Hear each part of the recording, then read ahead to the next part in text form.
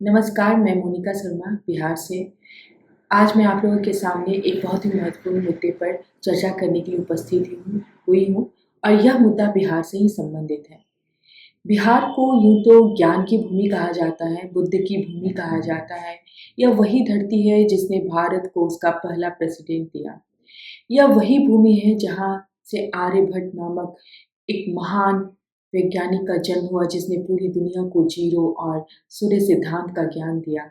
ये ऐसा ज्ञान था जिसने पूरी दुनिया में विज्ञान, गणित में एक इनोवेशन ला दिया। पर आज कहीं न कहीं इसी बिहार की भूमि से ज्ञान शायद समाप्त होता जा रहा है। आज यहाँ के युवा आगे की पढ़ाई करने के लिए किसी दूसरे राज्य में जाना जाना ज़्यादा प्रेफ़र करते हैं। जबकि यह वही राज्य है जहाँ दुनिया का, विश्व का सबसे पहला यूनिवर्सिटी बना और पूरे विश्व से लोग यहाँ पढ़ने आते थे। फिर भी आज हमारे यहाँ के युवा मौका ढूँढते हैं कि कब उन्हें कहीं और जाके पढ़ने का मौका मिले। तो आज हमारे बिहार की ये स्थिति हुई क्यों? क्यों हमारे बिहार से ज्ञान विज्ञान की इतनी कमी हो गई? क्यों हमारे बिहार में शिक्षा की गुणवत्ता इतनी घट गई? जबकि जो शिक्षा होता है वो किसी भी राष्ट्र निर्माण का एक बुनियादी मतलब यूँ कह लीजिए तो वो बेसिक यूनिट्स है डेवलपमेंट का और ये बेसिक यूनिट ही कहीं न कहीं गायब हो रहा है। तो चलिए बात करते हैं उस वक़्त शुरुआत से। 1947 में जब भारत आज़ाद हुआ, तो सारे राज्य और राज्य के मुख्यमंत्री, निवासी सभी मिलके अपने-अपने राज्य को आगे बढ़ाने में लग गए थे। 1950 से 60 के बीच में हमारे यहाँ भी डॉक्टर श्री कृष्ण सिंह मुख्यमंत्री जी के पद पे पदस्थापित थे और उनके कार्यकाल के दौरान हमारा बिहार प्रगति कर रहा था। हमारे बिहार में बहुत सारे औद्योगिक केंद्र, बहुत सारे औद्योगिक मतलब इंडस्ट्रियल हब हमारा बिहार बन रहा था एक तरह से कहिए तो। यहाँ जैसे कि सीमेंट इंडस्ट्रीज़ टेक्सटाइल इंडस्ट्री, चीनी मिल, इस तरह के बहुत सारे कारखाने जैसे कि रिफाइनरी वगैरह यहाँ पे डेवलप कर रहे थे और इसके डेवलपमेंट के साथ लोगों में एक उम्मीद जाग रही थी कि उनकी स्थिति बहुत अच्छी होने वाली है, आगे जाके उनकी आय बढ़ेगी, उनकी लाइफ अच्छी हो जाएगी और वो खुश सभी लोग खुश थे। उस समय अगर आर्थिक स्थिति देखा जाए बिहार का, तो बिहार पूरे देश के 8 से 10वें पायदान पे आता था। बिहार की स्थिति इतनी अच्छी थी और उसके साथ-साथ उम्मीद भी बची हुई थी। बिल्डिंग्स जो एजुकेशन सिस्टम का जो बिल्डिंग्स था, जो स्कूल कॉलेजेस का जो बिल्डिंग था, भले ही वो थोड़ा खराब स्थिति में था, परंतु उसमें जो शिक्षा दी जाती थी, जो शिक्षा बाँटी जाती थी, जो उसकी गुणवत्ता थी, वो काफ़ी हाई थी, बहुत अच्छी थी। अब बात करते हैं कि जब ये सब कुछ इतना अच्छा चल रहा था तो फिर गड़बड़ी कहाँ से शुरू हुई है। 1960 के बाद जितनी भी बिहार में सरकारें बनी वो सारी सरकार अनस्टेबल थी। अनस्टेबल होने के कारण वो सिर्फ़ अपना सत्ता बचाने, अपनी कुर्सी बचाने में के बारे में ही सोचती थी। उसको बिहार की जनता से कोई लेना-देना नहीं था। और अपनी सत्ता को बचाए रखने के लिए सबसे ज़रूरी उनको लगा कि वो जातिवाद की राजनीति करें क्योंकि ये सबसे ईज़ी था क्योंकि बिहार में बहुत तरह की जातियाँ एक साथ रह रही थी। तो जातिवाद की राजनीति शुरू शुरू हो गई यहाँ और वो राजनीति इतना भयंकर रूप ले लिया कि एक जाति दूसरी जाति को मरने पर तुल गए और खूनी संघर्ष का तांडव बिहार में इतना भयंकर तरीके से खेला जाने लगा कि पूरी दुनिया में बिहार की छवि जिसे बुद्ध की धरती बोलते थे, वो छवि खराब हो गई और लोग ये सोचने लगे कि बिहारी तो हिंसक होते हैं, हर बात पे झगड़ा करते हैं और हम लोग औजार लेके चलते हैं, बंदूक लेके चलते हैं, हमारी ऐसी छवि बनते चली गई बिहारी और बिहारी ये शब्द एक गाली के रूप में लगने लगा। ऐसी स्थिति बिहार में बनती चली गई। उसके बाद भी स्थिति नहीं सुधरी और इसका परिणाम यह हुआ कि बिहार में इतना क्राइम हो गया, इतना भ्रष्टाचार फैला जिसका एक बहुत बड़ा जाना-माना भ्रष्टाचार का एग्ज़ाम्पल है चारा घोटाला। हालाँकि सिर्फ़ चारा घोटाला ही नहीं था, ऐसे बहुत सारे घोटाले यहाँ पे हुए जिसकी चर्चा नहीं की जाती है। क्योंकि बात वही था कि जब चोर पकड़ा गया, जब चोरी पकड़ी गई तो वो चोर कहलाया, वाली बात थी। क्योंकि उस समय ऐसा वक़्त था कि जिसकी लाठी उसी की भैंस। तो ऐसा हमारा समाज उस वक़्त चल रहा था और उसका प्रतिफल यह हुआ कि बिहार अंततः 2 हिस्सों में बँट गया। एक तो बिहार ही रह गया और दूसरा झारखंड बन गया। जो झारखंड था वो सारा इंडस्ट्री झारखंड में चला गया, सारे खनिज संपदा झारखंड में चले गए और बिहार में बस उपजाऊ भूमि बच गई। परंतु वहाँ से भी अगर हम आगे बढ़ना चाहते तो हम बढ़ जाते हैं, हमारी स्थिति अच्छी हो जाती, लेकिन ऐसा नहीं हुआ। बिहार में क्राइम रेट बढ़ता ही चला गया, राजनीतिक पार्टियाँ अपना खेल खेलते ही चली गई। अंततः एक अच्छी बात यह हुई कि हाँ, नीतीश बाबू की सरकार आई और नीतीश सरकार का टैगलाइन था गुड गवर्नेंस इन बिहार, जो कि कई मायने में सच भी साबित हुआ।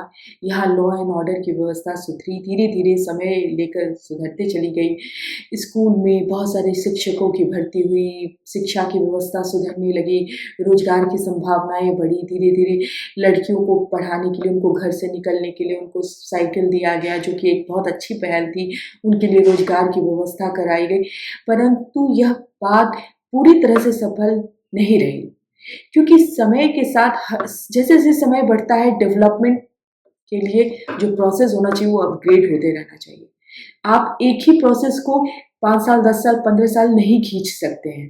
वो कभी संभव नहीं है कि जो आज जिस सॉल्यूशन से आज का प्रॉब्लम सॉल्व हुआ, कल उसी सॉल्यूशन से कल का भी प्रॉब्लम सॉल्व होगा। क्योंकि न्यूटन्स का भी कहना है, जो हमारे साइंटिस्ट थे न्यूटन, उनका भी कहना था कि अगर एक ही प्रॉब्लम को बार-बार एक ही मेथड से सॉल्व किया जाए, तो उसका सॉल्यूशन नहीं निकल सकता है। तो बिहार में भी जहाँ आज पूरी दुनिया एआई की बात कर रही है, बिहार में अब अपग्रेड होना चाहिए। लेकिन हम अपनी मूलभूत आवश्यकताओं के लिए ही अभी लड़ाई लड़ रहे हैं। बिहार में अमीरी और गरीबी के बीच में फ़र्क बहुत ज़्यादा बढ़ गया है और ये अंतर कैसे बढ़ गया? यहाँ के क्राइम के कारण, यहाँ की करप्शन के कारण। करप्शन के कारण कुछ लोग बहुत ज़्यादा अमीर हो गए और कुछ लोग बहुत ज़्यादा गरीब हो गए। कुछ लोग तो इतने अमीर हो चुके हैं कि जब वो रोड पे निकलते हैं तो जिस गाड़ी से निकलते हैं वो गाड़ी की कीमत 3 करोड़ से भी ज़्यादा होती है। कई बार तो मुझे पता भी नहीं रहता कि इस गाड़ी की क्या कीमत है, तो मैं घर आके उसे सर्च करती हूँ तो मुझे पता चलता है कि इसका क्या वैल्यू है।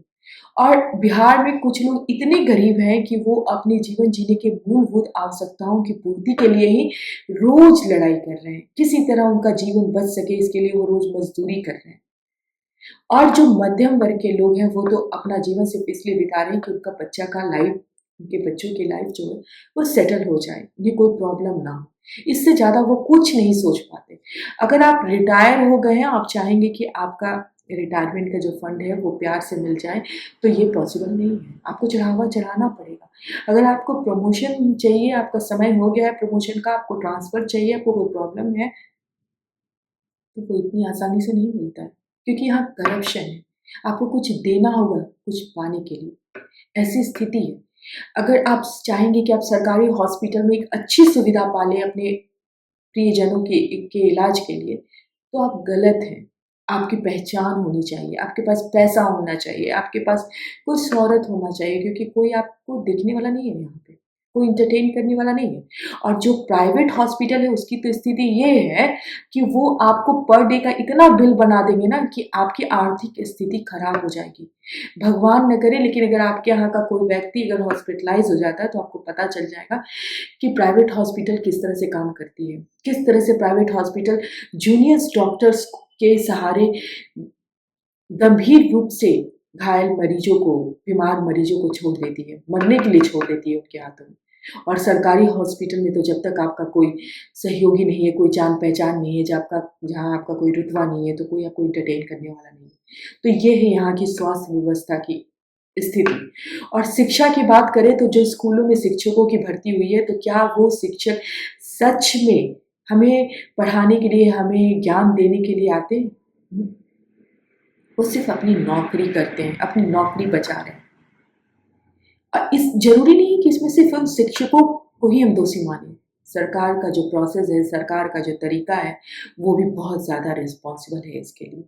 जो यहाँ नौकरशाही है, जिस तरह से नौकरशाही यहाँ बढ़ गई है, वो बहुत बड़ा कारण है कि हमारे बिहार में वो डेवलपमेंट, वो ज्ञान, वो विज्ञान नहीं आ पा रहा है और हमारे यहाँ के बच्चे बाहर जाके पढ़ना ज़्यादा प्रेफ़र कर रहे हैं। हमारे यहाँ के लोग बाहर जाके नौकरी करना पसंद कर रहे हैं। कुछ लोग तो इस कदर अपनी जान की परवाह किए बिना मज़दूर बनने के लिए भी तैयार हैं, लेकिन बिहार से बाहर जाके 2 पैसा कमाना पसंद कर रहे हैं। और बिहार तो आज के समय में देखा जाए तो एक मज़दूर फैक्ट्री बन गया है। आज़ादी के बाद जिस रेट से गुजरात, महाराष्ट्र, तमिलनाडु जैसे अन्य राज्य आगे बढ़ रहे हैं, क्या बिहार भी उसी रेट से बढ़ रहा था? नहीं। शायद वो उस रेट से पीछे हट रहा था, क्योंकि बिहार को सब लोगों ने बना के ही रख दिया कि तुम एक मजदूर फैक्ट्री बनो। यहाँ तो हमें हमारा मनपसंद पोस्टिंग मिल जाए, प्रमोशन मिल जाए, अच्छे से ट्रांसफ़र हो जाए, इससे ज़्यादा एक छोटी सी नौकरी मिल जाए, हमारा बच्चों की अच्छे से शादी हो जाए, इससे ज़्यादा यहाँ के लोग सोच नहीं पाते हैं।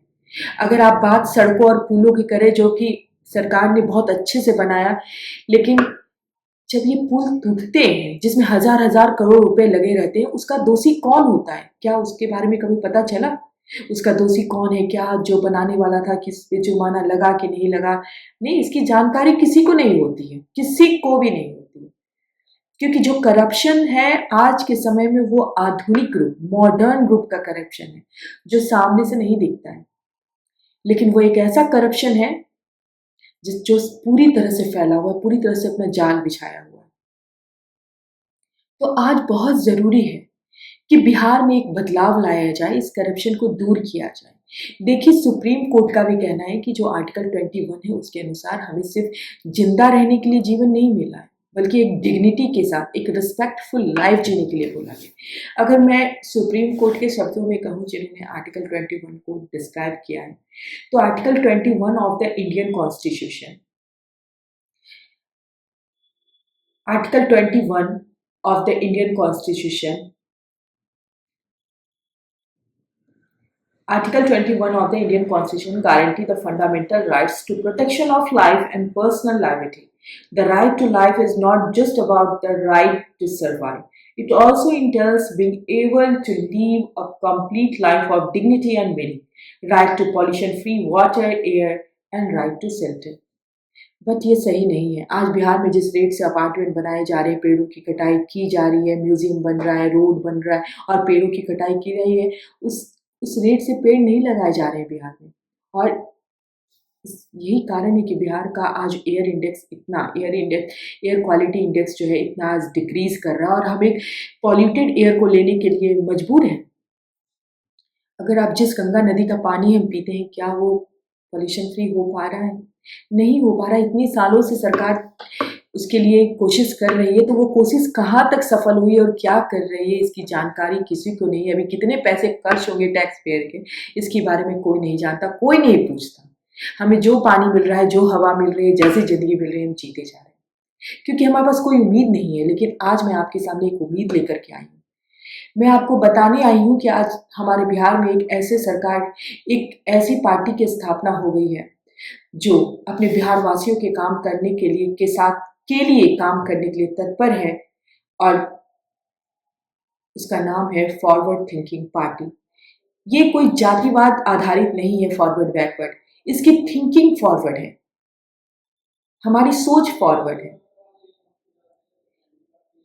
हम चाहते हैं कि बिहार में ज्ञान और विज्ञान बढ़े और सबका साथ सबका विकास, ये बात सच हो, सिर्फ कागजों पर ना रहे। इसी विचार को आगे बढ़ाने के लिए हमने फॉरवर्ड थिंकिंग पार्टी बनाई है। लेकिन इस पार्टी की स्थापना तो हो गई, लेकिन ये पार्टी तभी काम कर पाएगी, आगे बढ़ पाएगी, जब हमें आपका साथ मिलेगा।